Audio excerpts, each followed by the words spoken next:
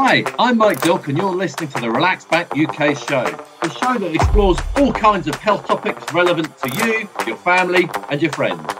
Each week I talk to expert guests from a range of backgrounds to inform and entertain you. So please do join the Relax Back UK family and stay tuned. Hi, and thank you for joining me on the Relax Back UK show. My first guest today is Dr. Vanessa Appiah, and she talks about something that's potentially really serious. You can be symptomless for decades, but if it's left untreated, then the virus can lead to life-threatening conditions like liver cancer or liver failure. Sounds bad, doesn't it? But actually it's not all doom and gloom. The topic is hepatitis C, for which there is a simple test and simple treatment. Then more good news, this time from Dr. Claire Bromley of Cancer Research UK. The good news is that over 1 million lives have been saved from cancer since the 1980s. And I think this stat is just so powerful because it really just shows the incredible difference that medical research can make. She'll be explaining more about this and the work of CR UK. So please do join me for a great show. Thank you. This show is cool! I started my chat with Dr. Appiah about hepatitis C, with me trying to remember what I did when I took my children for vaccinations when they were smaller. I seem to remember my children are 18 and 13. And in the dim distant past, I've got a memory of taking them to the GP to get a vaccination when they were babies, but that was for hepatitis A. Am I likely remembering that correctly? Yes, hepatitis A or hepatitis B. Right. So So we've got A, B, and C. What's the difference? Exactly. So we've got all of them are viruses that can affect the liver. But this is, we're talking more specifically about hepatitis C, which doesn't have a vaccine for it at the moment. So you wouldn't traditionally take that as a vaccine, but it does have highly effective treatment to eradicate the infection. Okay. All right. Now, the whole thing seems to be that a lot of people might have it or have this virus lurking within them. And they don't even realise it. So, well, two questions really. Mm-hmm. What's a lot? You know, is it really a lot of people? And how could this possibly happen? Yeah. So again, really good question. So first of all, I've just to be clear about hepatitis C. So it's a bloodborne virus, and it means that it can be passed on through traces of blood. And the key thing is that sometimes it can be symptomless for a number of years. So you can be living with the infection and not experience anything that could suggest that you have it. And in some cases, you can be symptomless for decades. But if it's left untreated, then the virus can lead to life-threatening conditions like liver cancer or liver failure. And okay. It is estimated that there are thousands of people in England who may have unknowingly acquired hepatitis C abroad through tattoos or piercings, or, you know, they're increasingly popular dental, cosmetic or health procedures. And a lot of people are going abroad for plastic surgery, that kind of thing, aren't they? Exactly. And this can, and so this the BBL, what was that? The Brazilian butt lift, that's a current favourite, I think. No, exactly. And so there are a whole host of procedures. And the thing is that if the equipment for the procedures is not sterilized, or there aren't appropriate hygiene measures that are followed, then there is a possibility of hepatitis C being passed on. We're not saying it's for everyone who's gone away or had a tattoo or had a piercing, but it's something to consider. And in terms of the numbers, so we think there are about 70,000 people in the UK that are living with undiagnosed hepatitis C. And there are many different causes of how you can acquire hepatitis C. But when some research has been done, looking at those who have already been treated for hepatitis C and looking back and seeing, you know, how they think they acquired it, and looking at that number, and then looking at the number of people that are undiagnosed, an estimation has been made that there are thousands that are living with hepatitis C that may have been acquired abroad through tattoos, piercings, or procedures.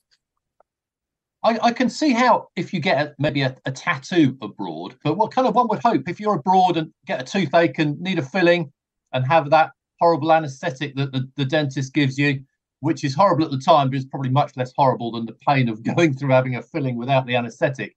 Yeah, you would hope like dentists, etc., plastic surgeons might sterilize their tools a bit more. You would, and that is that should be the standard protocol, but we do know that that may not be consistent. And so again, as I said, it's not to deter anyone from traveling, from procedures, etc. It's just being number one. Actually, I think it's really important when people do have procedures of any form to be, inquire about sterilization, etc.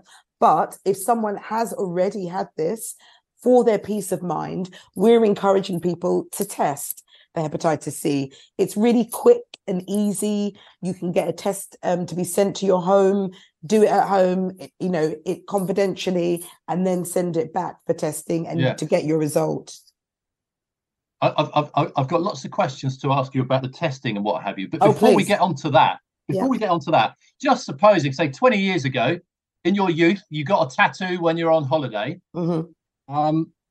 And this virus is in your blood. Mm-hmm. What can make it suddenly switch on or do its do its business and cause you liver problems? Because you might have been perfectly fine for 20 years. Mm-hmm. No, and I think again, really good question. So there are some people that can acquire an infection, hepatitis C, and actually the body may clear it.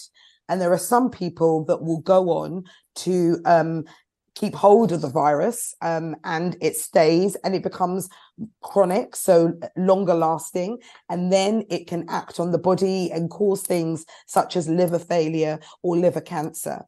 And, as always, there's research that's happening to explore, the specific triggers and why some people do and some people don't. And there's testing to understand, the type of hepatitis C someone has and whether that's relevant. But the key thing is that you will not know which one you've fallen into, and you can't predict that. So the key thing to kind of break the chain of this is testing and getting diagnosed. Sure. And say it's been in with you've had it for 5 years, or you've had it for 10 years or 20 years. When you do get, if you do get the liver problem, will it be worse if you kind of had it, if it's been lurking for 20 years or been lurking for 5 years? Does it sort of slowly build up within you and then make itself known? Potentially, yes. So, and the reason I just say potentially, because it's just the way that we think about it. So we, in terms of having liver failure and the liver not working as well, how long that lasts can vary from individual to individual, and also progressing on to potentially liver cancer. So the longer that someone has chronic hepatitis C, the more likely that there's a possibility that they may move to liver cancer. So yes, in all of that, the earlier that you diagnose and start treatment, the better. Okay, all right. So there is a test. Let's get onto the test. Yeah. So, well, first of all, why should you get the test? Are there potential symptoms to look out for? And you might think, oh, hang on a moment, I need to get the test done. Or has anyone who's been abroad and say had one of these things like a tattoo or been to the dentist, should they go and get it? So I think there are two groups of people. So as I've said, that there are many people that may not have any notable symptoms until the liver has been significantly damaged. And so in those cases, we say that if what we're describing the tattoos, the piercings, the interventions abroad. If that's relevant to you, we're just encouraging people to just think, okay, if you haven't had a test for hepatitis C for any other reason, we're encouraging people to go and have a test and access that. But also, when symptoms do occur, they can often be mistaken for other conditions, and symptoms can include flu-like symptoms, so muscle ache, high temperature, which I'm sure many people have had last week, and it isn't hepatitis C, but it can. Oh, actually, my wife's just had that because of COVID. Exactly. So there's many things that it could be. So it may not even be on someone's mind to test for it. Feeling tired all the time, loss of appetite, a stomach ache, feeling or being sick. So the only way for certain to know if these are caused by hepatitis C is to get tested. All right. So next question is, how do you get tested? Great. So NHS England have been running a fantastic hepatitis C elimination program, which has diagnosed already so many people with hepatitis C, and exploring people from raising awareness about it, should I say, and thinking of people that may have injected drugs in the past or actively injecting drugs. So other cohorts of people that have lived in certain parts of the world, so a lot of awareness has been raised for those groups of people. And we are raising awareness for those in these groups in terms of the procedures and tattoos and piercings, etc. And there is a free confidential home test that is now available, that is provided. And you can go onto the website www.hepctest, all one word, .nhs.uk, www.hepctest.nhs.uk, and you can go on there, you put in your details. The test kit will be sent to your home. It's in a really generic packaging, so not suspicious for any reason. You do the testing at home in the privacy of your own home or space, and then you put it back in the post, send it for testing, and then you can receive your results by text. So it's a really simple way of testing and kind of giving yourself peace of mind. Right. So, but it needs some of your blood. Indeed, it does. So, right. in terms how do you get that out of you into the test? Yes. So, just to talk about that. So, the home testing kit involves, so it's a finger prick. And so there's a little needle, and it's a small blood sample, which then has to be dropped into a test tube. So finger prick, small blood sample into a tube, and then that is tested back to the lab for analysis. And then you will be, if someone does receive a positive test result, they'll be contacted and then linked into treatment. All right. So, all right, let's suppose you've gone through this, you've done the test, and it comes back positive. Yeah, you said, right, get on with the treatment. What does the treatment consist of? Great. So once someone has been told that the test is reactive, they'll be linked into care, and then they will see a hepatologist, as someone that specializes in caring for people with liver disease, for the most appropriate treatment. And there is a course of medication that people will take over a number of weeks, and the current medication can cure hepatitis C effectively. And really, we've come so far with Hep C treatment, and so it really has limited or no side effects. So it's treatment for a couple of weeks, and we are working generally to curing the hepatitis C and getting rid of it completely. All right, so it's an antiviral medication that you take for a couple of weeks, and there doesn't appear to be much in the way of side effects. Yes, and so we call them, just for people to know, they're kind of directly acting antiviral tablets, and these are the safest and most effective medicines for treating hepatitis C. Right. And so then after a couple of weeks, do you take the test again? Yes. to see if So it's negative? yeah, so you're monitored through that in terms of assessing your liver function and assessing your response. And then the tablets may be taken for 8 to 12 weeks, and then you are tested after to see whether you have cleared the infection. All right. So I've got to say, this seems very simple. It almost seems like a no-brainer to do the test. Have I missed something? No, you haven't. I think and I like your description. I think that the key thing here is that it's about raising awareness, because people may not know that they're eligible or should consider testing once. And it's like many things. We've got the resources and we've got the opportunities for people to test. In this specific case, you can test at home. You just go on to a website and order this test. And so it is really simple. But the key thing is people have to know that they need to consider it. And that's the big piece of work that all organizations are doing to raise awareness. Right. So that's what the NHS has to do.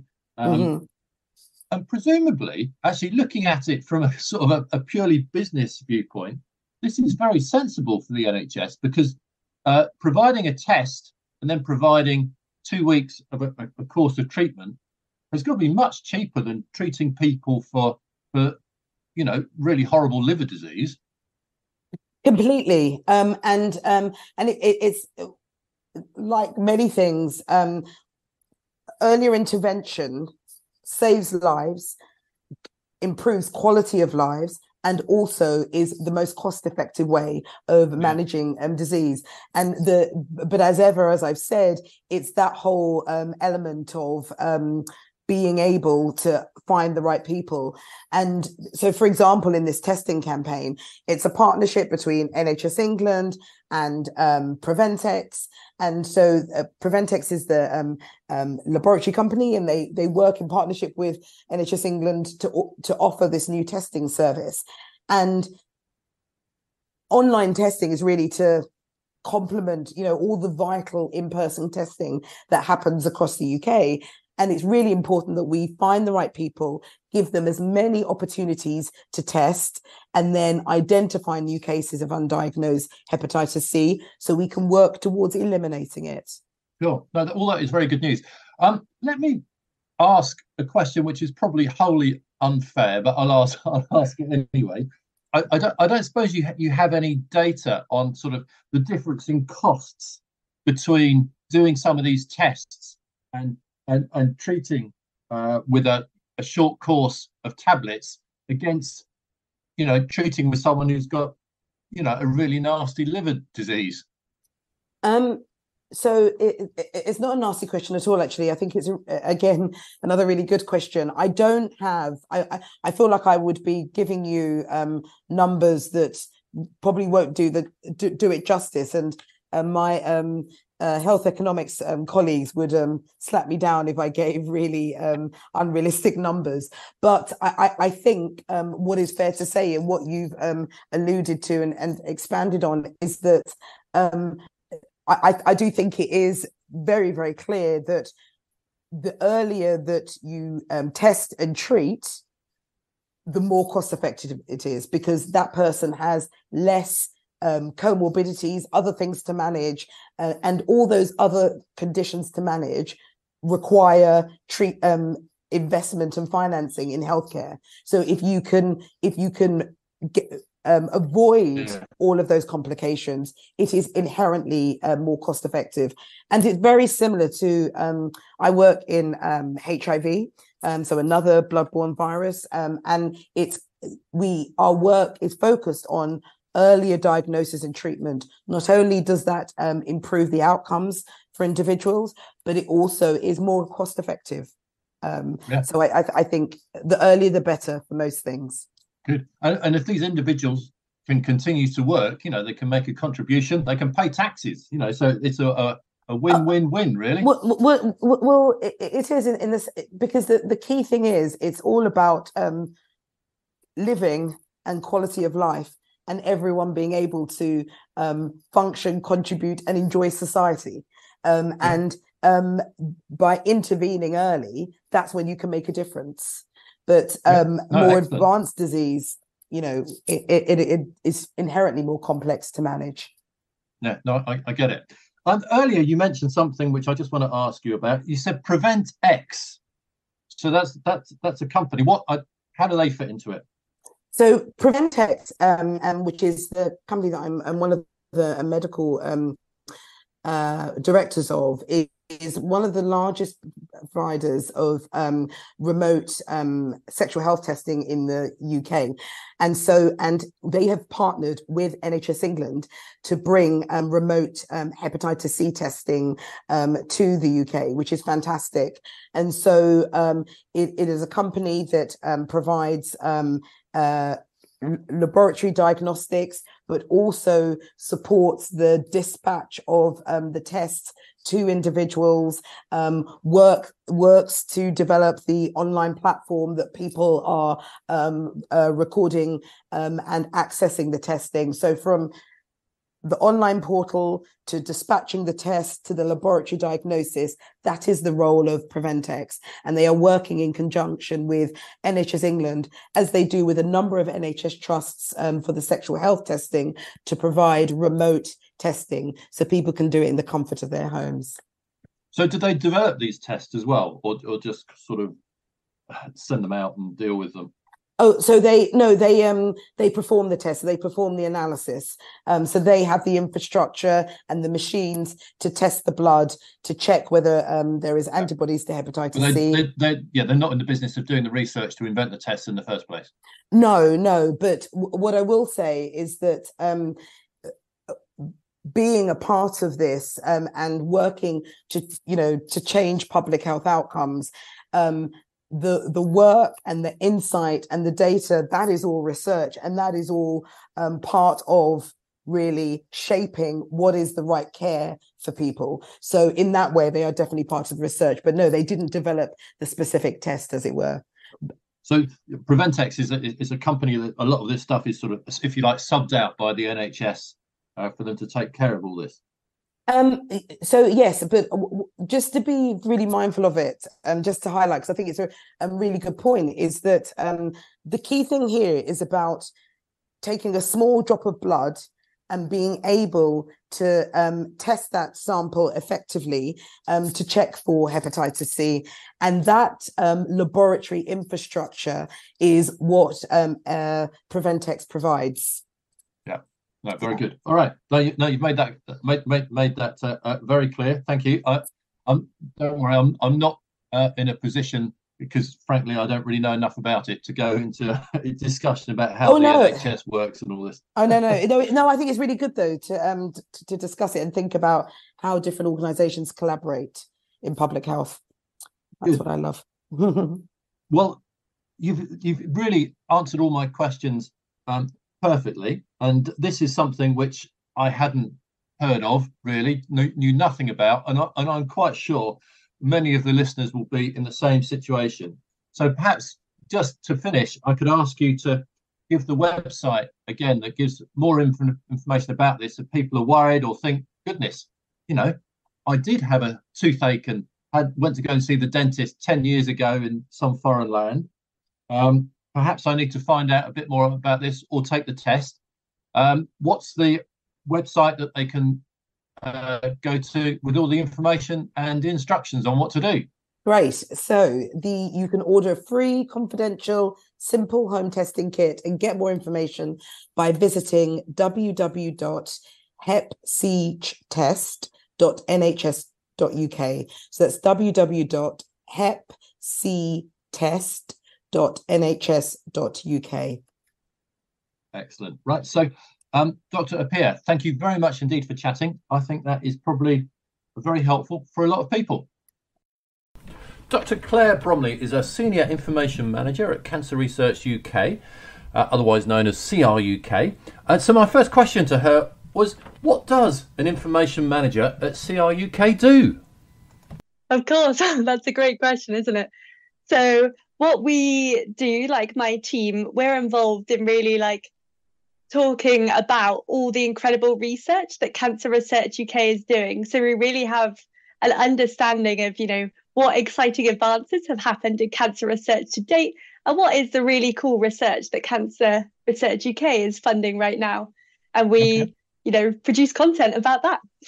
All right, excellent. Well, so then the topic is the great strides that have been made since the 1980s about how many people actually survive cancer and all that kind of thing. So it sounds like I'm talking to exactly the right person. No, fantastic. I'm really excited to chat to you about this. Good. So you've come up with some news about mortality rates in cancer since the 1980s, and it's some good news. So what is the good news? The good news is that over 1 million lives have been saved from cancer since the 1980s. And I think this stat is just so powerful because it really just shows the incredible difference that medical research can make. Okay, and success has been more in some cancers than other cancers. Is that right?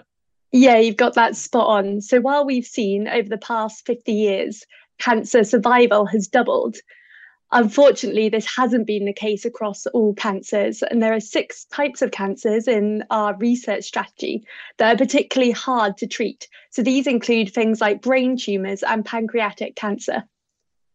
Okay, all right. But the ones that have become, I was going to say easy to treat, that's probably not the right phrase, is it? But tend to have more success now are what? I would imagine breast cancer might be one of them. Yeah, breast cancer, we've seen a huge difference, and also lung cancer as well in some ways.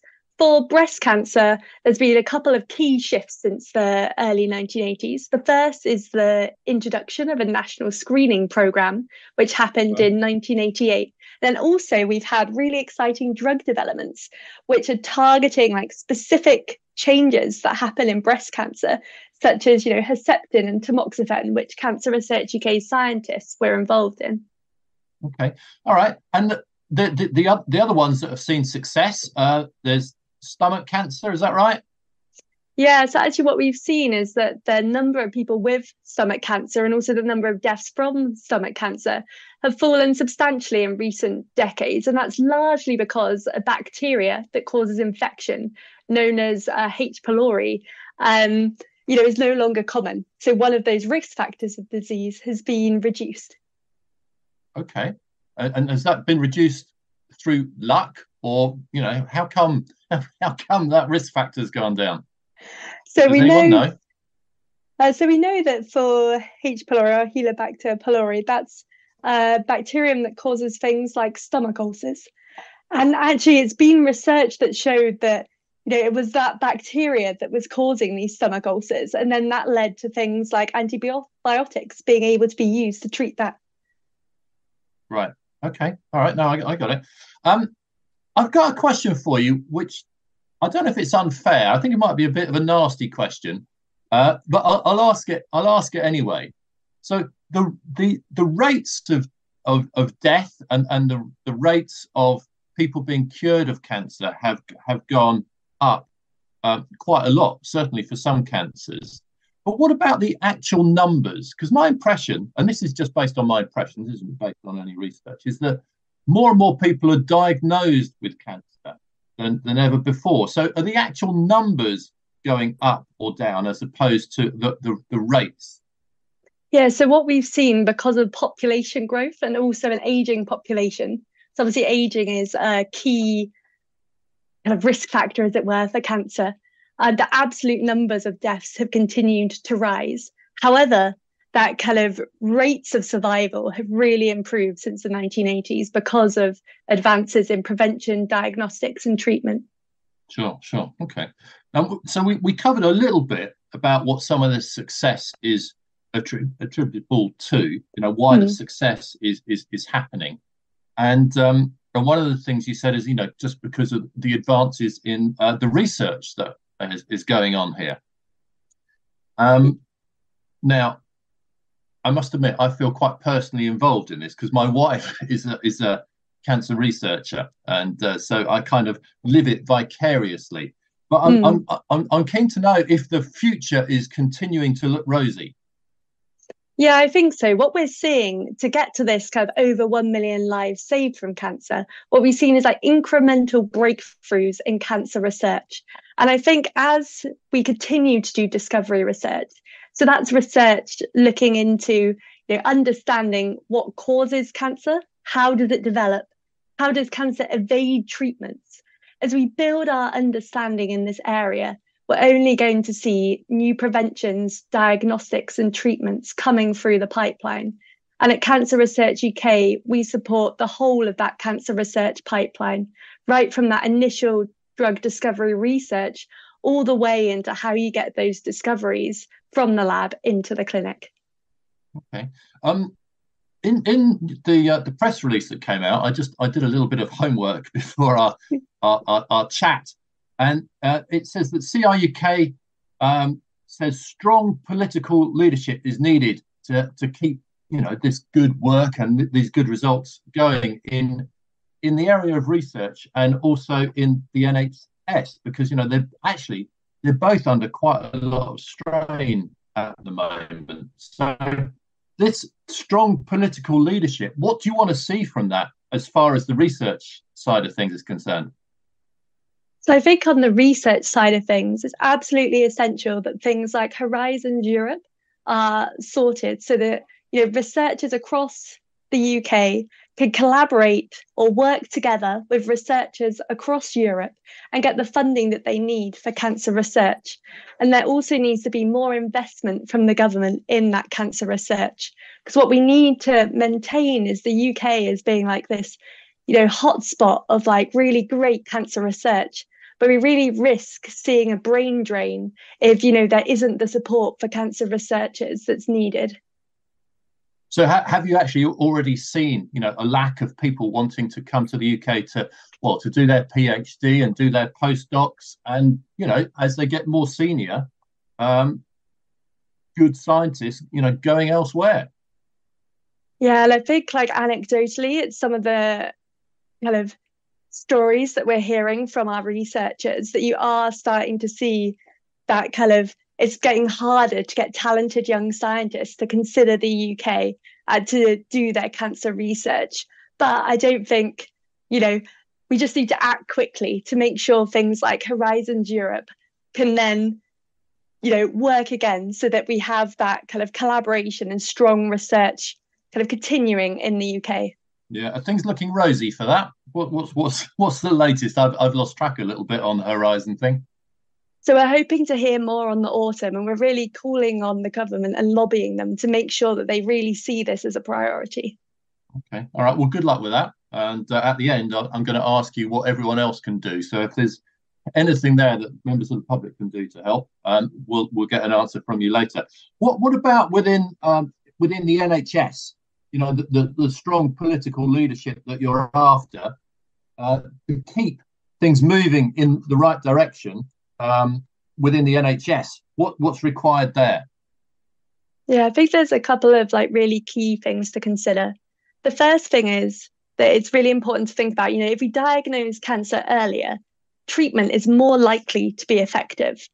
So at Cancer Research UK, we've been campaigning for years to reduce cancer wait times, but cancer wait targets are being missed every month. And this is just completely unacceptable when actually a matter of weeks can, be long enough for the cancer to progress. And what we've seen recently is then, the changes to waiting time targets in England. So that's meant, that faster diagnosis standard being introduced. And instead of having 9 cancer wait time targets, we now have 3. And this hopefully will give clearer expectations for patients. But it really doesn't addresses those kind of systemic challenges. So we need that strong leadership to make sure that, everyone has access to that cancer treatment and care. And if I may, I'll just quickly talk about the geographic variations as well, because I think that's maybe another important factor as well. Because I think, across the UK, you have patients waiting much longer for a diagnosis, depending on where they're based. And this, again, is just unacceptable because, everyone, wherever they live, should have access to, that timely diagnosis and also high quality treatment. So, I mean, I know you're a scientist and we're talking about scientific things here, but anecdotally, I've got some evidence, and it's good evidence. Mm. a, a good friend of mine was recently diagnosed with breast cancer. It happened pretty quickly, and then the treatment started to happen pretty quickly as well after that. So, it's things do seem to be working currently, generally speaking, although I'm sure you can come across some stories where things haven't gone quite as well as they should have done. But we're looking to the future here, really, aren't we? We want to keep things going well and efficiently. Yeah, exactly. And that's why it's important that the government has that 10-year plan of how they'll tackle cancer. Okay.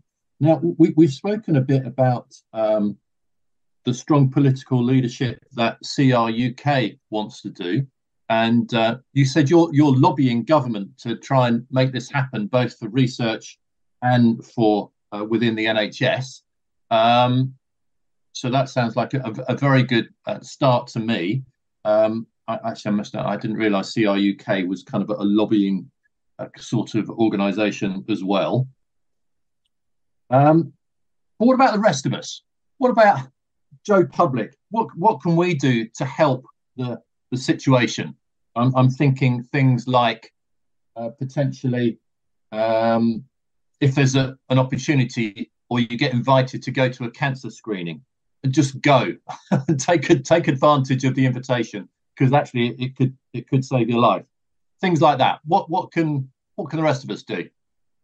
Yeah, I definitely think with cancer screening, it's important that everyone makes that informed decision about whether or not to take up screening. So there are 3 different screening programs available at the moment, and they're breast screening, cervical cancer screening, and bowel cancer screening. So, there are risks and benefits associated with all of these screening programs, but we really urge everyone to make a considered decision about whether to participate. Because, these screening programs really help detect cancer earlier, which, as I've said previously, is what, helps make treatments more effective. I'd also say that, people should understand, what's normal for them. So don't wait to get a screening invitation if you're noticing something unusual. Please do, go and talk to your GP if you have any concerns. Okay. Again, I can add some anecdotal information for you. A few months ago, I got a package through the post, and it was a test to check for bowel cancer. I think it was. So I'm 57. I think it was an age thing. This thing appeared. It was dead easy to do. I did the test. I put a bit of poo in the kind of little container, sent it off to the laboratory. I felt a bit sorry for the poor person that was opening all these letters. But anyway, shortly I got the letter back saying everything's fine, carry on. So, and it was dead easy to do. So my thought was, well, why wouldn't you? Yeah, exactly. And I think there's a lot of stigma around almost like this poo in the post test. But as you said, it is actually really simple, and it's been kind of made easier by how the sampling is collected now. So definitely do consider taking up that bowel screening. Okay, so that's what the public can do. Well, actually, there's one other thing, a couple of other things which I'll touch on. Should we be getting the public to write to our MPs? You said that we need strong political leadership. Can we get involved? Yeah, exactly. So at Cancer Research UK, we actually have people who volunteer to be part of our campaigners and lobbying the government. So I'd suggest that anyone's interested in finding out more, if you head over to our website, cruk.org, you can find out more about how you can get involved in that campaigning element of our organisation. Really? Okay, that sounds interesting. Very good. I like that one. Then, of course, if anyone feels they've got some spare cash, you are a charity. You do collect money. People can donate to the cause. Yes, definitely. So we've actually today released our new fundraising campaign, which is called Together We Are Beating Cancer. And what this really means is that, through research, we're getting more moments with the people we love. And there's so many different ways that people can support Cancer Research UK.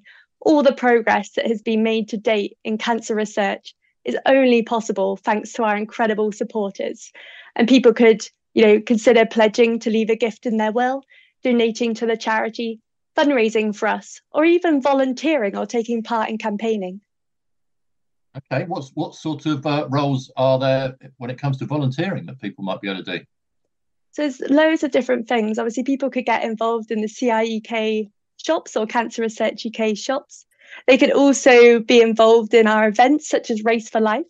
But what I would do is just encourage anyone who is interested in volunteering for Cancer Research UK to again go to our website, because all the different volunteering opportunities are on there, and you might find one that works well for you. There's also a lot of patient involvement as well, which I should touch on too, as in people who have experience of cancer can, be involved in kind of setting some of the direction of research, or perhaps even sharing their story if they'd like to become a media volunteer. Okay, all right. That sounds like some excellent things that people can do. I've got one final question, maybe. Maybe it's final, unless I think of any more. Would you recommend any budding scientists in the UK to go ahead and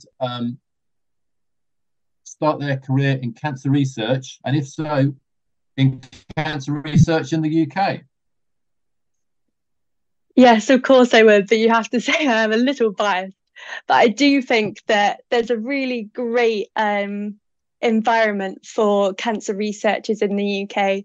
It's incredibly collaborative, but I think we also need to think beyond the UK, right? So researchers in the UK have lots of global collaborations, and it's only by researchers working together to address these huge challenges that we have in cancer research that we're going to get to that future where everyone lives longer, better lives, free from the fear of cancer.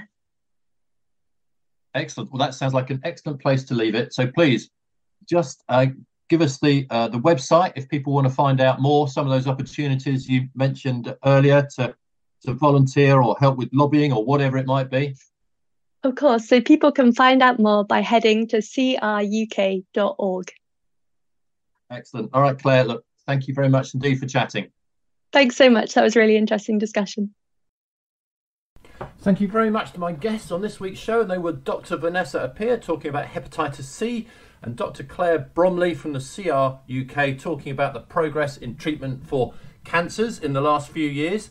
A big thank you to you for listening. I really do appreciate all listeners. And if you're listening to the podcast version, please remember to like and tick the box where it will pop up again for you next week. All that kind of thing. And please do have a healthy week. Until next week. Thanks for listening to the Relax Back UK show. Join me, Mike Dilk, again next week for more fascinating interviews and chat. If you're listening to the podcast version, please subscribe, like, and share it with your family and friends. And have a healthy week. Until next week.